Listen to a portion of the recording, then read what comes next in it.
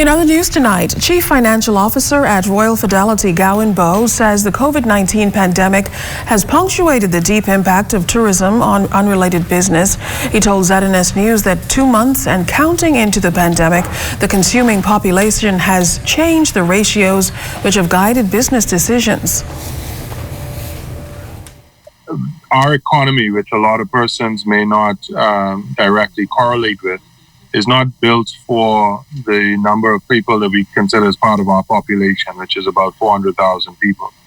The Bahamian economy, if we think about it, is certainly built for that near 7 million tourists that visit our shores on an annual basis.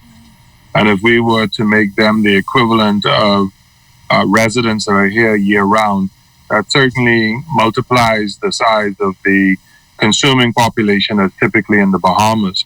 Most businesses that talk about business continuity planning think in terms of hurricanes, even though it is not supposed to be so narrow.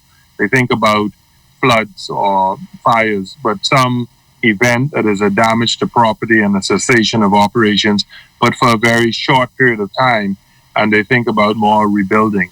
This is, if you will, different because this is now saying I have my full infrastructure intact, but I don't have the consuming population like I had before. And so what this is actually, the main challenge it is presenting is for businesses to determine whether they can create what I'm going to say new products and services that can be delivered not only to the Bahamian market, but certainly to the international market. Bowe also gave this perspective on how businesses are managing precious dollars as they wait out the unknowns. For those businesses that are not able to operate because the curfews and if you will, their normal consumers are not coming to their doors, those businesses are effectively looking at their cash flows and doing the best that they can to ensure that they are actually able to reopen when the economy starts to open back up. We've seen small opening of various sectors of the economy. And so in practical terms, most businesses are saying that whilst I may have had to make the difficult decision to temporarily lay off my employees, it wasn't from a perspective of not being sympathetic or empathetic to the employees.